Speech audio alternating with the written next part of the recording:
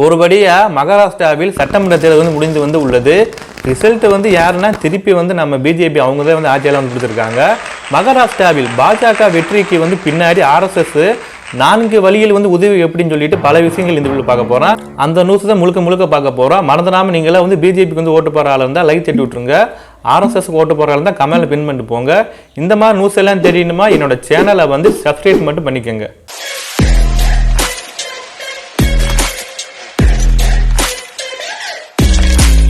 சனிக்கிழமை அன்று 23/11/2024 அன்று வெளியான மகாராஷ்டிரா சட்டப்பேரவை தேர்தலின் முடிவுகளில் மகயூதி கூட்டணி ஒரு அமோக வெற்றி பெற்றுள்ளது.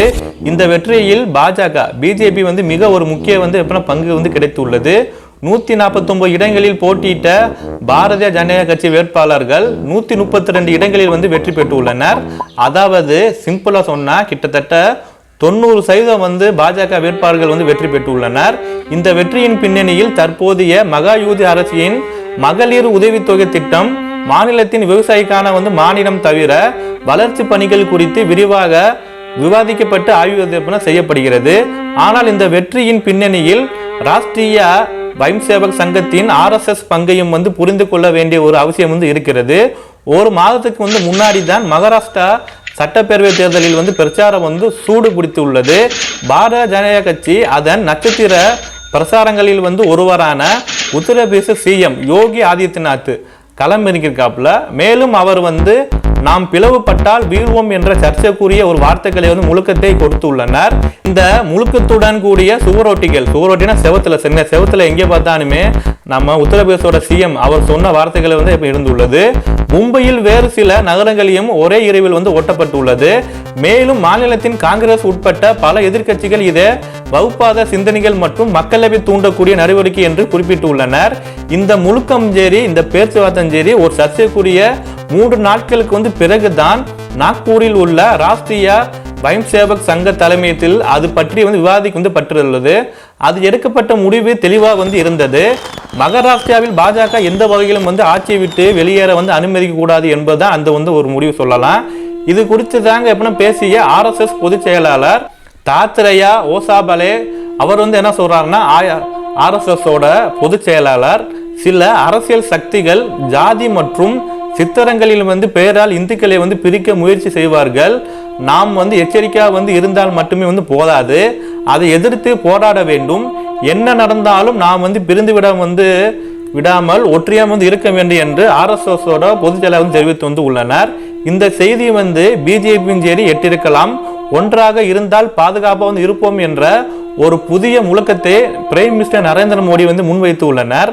சில அரசியல்கள் ஆய்வாளர்கள் இதை யோகி ஆதித்யநாத் முழுக்கத்துடன் ஒப்பிட்டு மோடியின் முழுக்கம் அதிக தாக்கத்தை ஏற்படுத்துகிறது என குறிப்பிட்டு உள்ளனர். ராஷ்டிரிய ஸ்வயம்சேவக் சங்கத்தின் கீழ் இயக்கும் லேக் ஜாகரன் மஞ்ச் மற்றும் பிரம்போதன் மஞ்ச் ஆகிய 2 அமைப்புகளுக்கு வீடு வீடாக சென்று ஒன்றாக இருந்தால் பாதுகாப்பு இருப்போம் என்ற வார்த்தைகளோடு முழுக்கத்துடன் அர்த்தத்தை விளக்க வேண்டிய பொறுப்புகள் வழங்கப்பட்டுள்ளது. அது மட்டும் கிடையாது, இந்துக்கள் ஒற்றியமாக இல்லாவிட்டால் அவர்களின் இருப்புக்கு ஆபத்து ஏற்படும் என்று மக்களிடம் எச்சரிக்கை விடுக்கதாகவும் அந்த அமைப்புகள் அறிவுறுத்தப்பட்டுள்ளது. பிசினஸ் வேர்ல்டு இதழ், அந்த சேனல் உங்க பேர் என்னன்னா பிசினஸ் வேர்ல்டு. அவங்க என்ன சொல்றாங்கன்னா, தி இந்து செய்தித்தாளத்தில் கட்டுரை எழுதும் அரசியல் ஒரு ஆய்வாளர், அவர் பேரு நினான் சாத்து, அவர் ஒரு முழுக்க மத அடிப்படையில் இருந்தது, மற்றொன்று பிற்படுத்தப்பட்ட வகுப்பறையை ஒன்றிணைந்து நோக்கம் கொண்டுள்ளது. அந்த முழுக்கத்திலிருந்து அர்த்தத்தை ஒவ்வொருவரும் வெவ்வேறு விதமாக புரிந்து கொண்டால், ஆனால் தொலைக்காட்சிகள் மற்றும் செய்திகள் மற்றும் சமூக ஊடகங்களில் இருந்து விலகி இருக்கும் சாதாரண வாக்காளர்களை இந்த முழுக்கங்கள் சென்றடைவதாக தெரிகிறது என்று கூறியுள்ளனர். இந்த ஆண்டு நடைபெற்றுள்ள மக்களவை தேர்தலில் மகாராஷ்டிராவில் உள்ள 48 மக்களவை தொகுதியில் பாஜக தலைமையான மகாயூதி 17 இடங்களை மட்டுமே வெற்றி பெற்று உள்ளது. மக்களவை தேர்தலில் மகாராஷ்டிராவில் மட்டும் கிடையாது, பிற பெரிய மாநிலங்களில் ஆர்எஸ்எஸ் அமைப்பினருக்கு எண்ணிக்கை குறைவாக இருந்தது என்று அரசியல் ஆய்வாளரான மூத்த பத்திரிகையாளரான வீர் சங்கிவி அவர் தெரிவித்து உள்ளனர். பாஜக இதை நன்கு அறிந்தது. ஏனென்றால் இந்த அரசியலில் இந்த தேர்தலில் அக்கட்சி ஆர்எஸ்எஸ் சார்ந்திருப்பதை மீண்டும் வலியுறுத்தோடு மட்டுமில்லை கிடையாது, தேர்தலோட தொடர்புடைய ஒரு தலைமை குழு கவனித்து தேர்ந்தெடுக்கப்பட்டுள்ளது. மகாராஷ்டிராவின் துணை முதல்வரான மாநில பாஜக தலைவரான தேவேந்திர பட்னாவிஸ் அவர் வந்து தேர்தலுக்கு முன்னாடி வந்து என்ன சொல்லியிருக்காருன்னா, வாக்குகள் ஜிகாதிகள் மற்றும் அராஜகவாதிகளை வந்து எதிர்த்து போராட நாங்கள் வந்து RSS அமைப்பின் வந்து உதவிகளை பெற்றோம் என்று தெரிவித்துள்ளனர். தேவேந்திர பட்னாவிஸ் RSS கோட்டை என விவாதிக்கப்படும் நாக்பூரை வந்து சேர்ந்தவர் தான் அவருடைய அப்பா, அவர் பேர் வந்து என்னன்னா கங்கதர் பட்னாவிஸ் ஒரு தன்னர்வாளர் மற்றும் பாரதிய ஜனதா கட்சியின் சட்டமேலவை உறுப்பினராக வந்து இருந்தவர் தான். முன்னாள் பாஜக தலைவரும் தற்போதைய மத்திய அமைச்சரின் நிதின் கட்கரி அவர் கங்காரை தனது ஒரு அரசியல் குரு என்று விவாதித்து வந்து உள்ளனர். ஹரியானாவில் செய்தது போலவே மகாராஷ்டிராவில் வந்து தேர்தலும் பாஜக ஒரு விஷயத்தை செய்தது.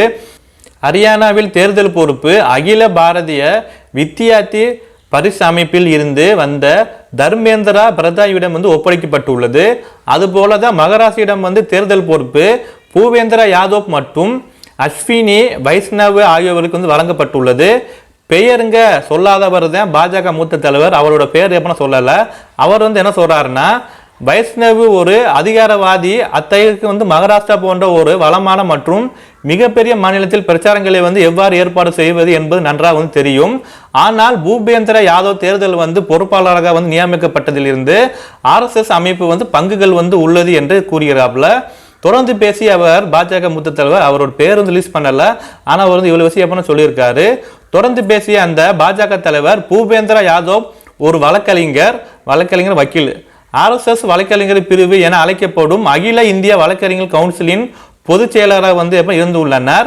பூபேந்திர யாதவுக்கு முதன்முறையாக பாஜக அமைப்பில் ஒரு பதவியை வந்து வழங்கியவர் நிதின் கட்கரி தான் என்பது சிலருக்கு எப்படின்னா தெரிஞ்சிருக்கலாம்.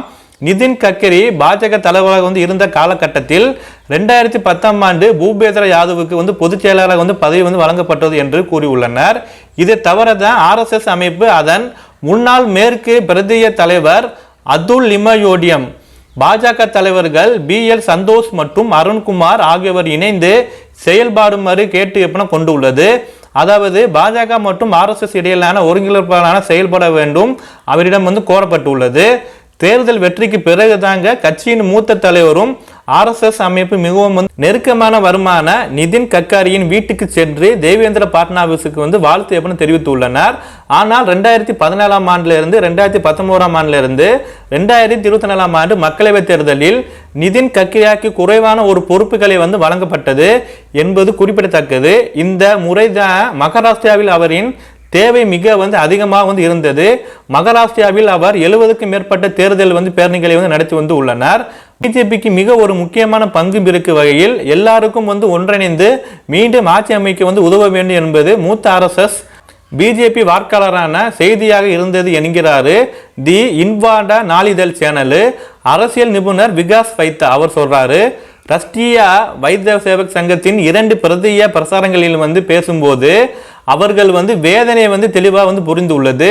2024ஆம் ஆண்டு மக்களவைத் தேர்தலில் அப்கி பார் 400 பார், இந்த முறை வந்து 400 தாண்ட வேண்டும் என்ற ஒரு பாஜக வந்து முழக்கஞ்செடி அதன் வாக்காளர்கள் வந்து அனைவரையும் வாக்களித்து கூட தங்கள் வீட்டை விட்டு வெளிவராத அளவுக்கு ஒரு அதிதி நம்பிக்கை நிலைக்கு வந்து கொண்டு சென்றுள்ளது.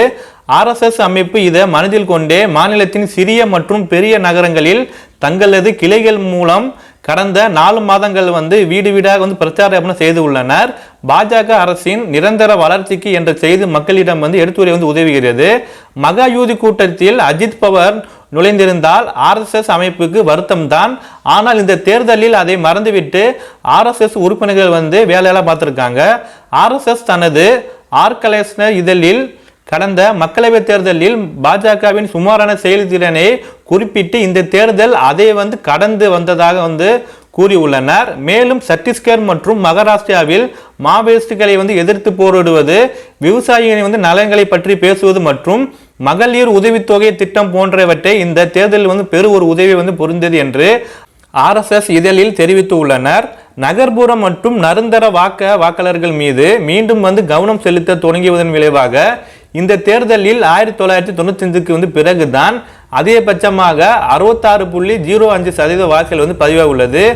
தி எகனாமிக் டைம்ஸ் நாளிதழுக்காக பாஜக மற்றும் RSS பற்றி செய்திகளை வந்து வழங்கும் மூத்த பத்திரிகையாளரான ராகேஷ் மோகன் சதுர்வேதி அவர் வந்து என்ன சொல்றாருன்னா, இந்த முறை வந்து ஆர்எஸ்எஸ் அமைப்பின் நகர்ப்புற வாக்காளர்கள் மீது கவனம் என்பது 2017ஆம் ஆண்டு பொது தேர்தலில் பார்த்த போலவே எப்படி இருந்தது என்று கூறாப்புல. இந்த வகையான நேருக்கு நேர் பிரச்சாரத்தில் கொடி, பதகை அல்லது ஒளிப்பதிங்களுடன் யாரையும் வந்து நீங்கள் பார்க்க முடியாது. பெரும்பாலான உள்ள வட்டாரத்தில் இருந்தே அல்லது வாக்குச்சாவடிகள் அருகே யாராவது ஒருவர் உங்களை அடிக்கடி சந்தித்து ஜககமாக பேசுவது போலவே மிக மென்மையாக தனது கருத்துக்களையும் வந்து உங்களிடம் வந்து சொல்வார், அவ்வளவுதான் என்று ராகேஷ் வந்து சொல்லியிருக்காரு. ஆனால் இத்தகைய பிரச்சாரத்தின் சிறப்பு என்ன என்றால், இவை ஜாதி, மதம் அல்லது வர்க்கத்துக்கு வந்து அப்பாட்டவை. பாஜக வெற்றி பெற்ற விதம் வந்து இதை தெளிவாக வந்து காட்டுகிறது என்று கூறுகிறாப்புல ராகேஷ். இந்த லோக்சபா தேர்தலில் மாநிலத்தின் பாஜகவின் செயல்திறனால் ஏமாற்றம் அடைந்த ஆர்எஸ்எஸ் தலைமை இந்த முறை வந்து பணிகளை முன்கூட்டியே வந்து திட்டமிட்டுள்ளது. நாக்பூரில் உள்ள தி கிண்ட்வாட் செய்தியிடம் வந்து அரசியல் நிபுணர், அவர் பேரு விகாஸ் வைத்தியா, அவர் வந்து என்ன சொல்றாருன்னா, நீண்ட காலத்துக்கு பிறகுதான் ஆர்எஸ்எஸ் அமைப்பு இது போன்ற நுண்ணறிய திட்டமிடலை நான் பார்த்தேன். இதில் கீழ் வந்து மாநிலத்துக்கு வெளியே இருந்து சுமார் 30,000 வரை வந்து தேர்தல் வந்து பணிக்காக பல்வேறு சமயங்களில் அழைக்கப்பட்டனர் என்று சொல்றாரு. உண்மையிலே கடந்த மக்களவைத் தேர்தலில் சராசரி செயல்திறனுக்காக பிறகுதான் மாநிலத்தின் ஒவ்வொரு மாவட்டங்களிலும் வந்து ஆர்எஸ்எஸ் ஒரு குழுவை வந்து அமைத்தது. அது மாநிலத்தின் மகாயூதி அரசாங்கத்தில் இன்னும் என்ன மேம்பாடுகளை வந்து செய்ய முடியும் என்பதை கண்டறிய வந்து மக்களது எப்ப சந்தித்துள்ளது. இப்பணிக்காக நாட்டின் பல மாநிலங்களில் இருந்து ஆண்களும் சரி பெண்களும் சரி அடங்கிய குழுக்கள் வந்து அழைக்கப்பட்டுள்ளது. இதில் சிறப்பு வந்து என்ன என்றால், உத்தரப்பிரதேசம், மத்தியப்பிரதேசம் பாஜக ஆளும் ஒரு வட மாநிலங்களில் மட்டுமல்ல கிடையாது, தெலுங்கானா, ஆந்திரா போன்ற மாநிலங்களில் இருந்து ஆட்கள் வந்து வரவழைக்கப்பட்டுள்ளனர். இவர்கள் சிறிய நகரங்களில் மற்றும் கிராமப்புறங்களில் வந்து சுற்றுப்பயணம் செய்து காங்கிரஸ் அல்லது வேறு எந்த கட்சிகள் வந்து ஆட்சியில் உள்ள பிற மாநிலங்களில் அவர் கொடுத்த தேர்தல் வாக்குறுதிகளை வந்து மறந்து விடுவார்கள். அதோ நேரத்தில் தான் மகாராஷ்டிராவில் பெண்களுக்கு அதிகாரம் அளிக்க பாஜக வந்து உறுதியெல்லாம் வந்து அளித்து உள்ளது. இதற்கு ஒரு எடுத்துக்காட்டாக வந்து சொல்ல போனவென்றால், மகளிர் உதவித்தொகை திட்டம் மூலம் வந்து வரும் பணம் குறித்து எடுத்து கூறுகின்றார்கள் என்று விகாஸ் வைத்தா வந்து கூறுகின்றாங்க. இந்த பிரச்சார திட்டத்தின் கீழ் வாக்காளர்கள் 3 பிரிவுகள் வந்து பிரிக்கப்பட்டனர். பாரம்பரிய பாஜக வாக்காளர்கள் ஏ பிரிவில் வந்து வைக்கப்பட்டுள்ளது. ஆனால் பி மற்றும் சி வகையில் உறுதியான பாஜக ஆதரவாளர்களாக வந்து இல்லாத மக்களை வந்து குறிவைத்தனர். ராமர் கோயில் கட்டியது யார், எந்த அரசு பாபா சாஹேப் அம்பேத்கருக்கு ஒரு பாரத ரத்னா வழங்கியது என்பது போன்ற பாணியிலே வந்து பிரச்சாரம் வந்து நடந்து உள்ளது என்று கூறுகிறாப்புல நாக்பூரில் உள்ள மூத்த பத்திரிகையாளர் பாக்கியா ஸ்ரீ ரவுத் என்பவர். மறந்துடாம இந்த நியூஸை பற்றி உங்களுக்கு எடுத்து கமெண்ட்ல பின் பண்ணிட்டு போங்க. இந்த மாதிரி செய்தியெல்லாம் தெரியணுமா, என்னோட சேனலை வந்து சப்ஸ்கிரைப் மட்டும் பண்ணிக்கோங்க. அப்புறம் என்ன, இந்த வீடியோ முடிஞ்சு போய் வேற வீடியோ போய் பாருங்க. நம்ம அடுத்த சந்திக்கலாம். தேங்க்யூ ஃபார் வாட்சிங். Love you. ஜெய் ஹிந்த்.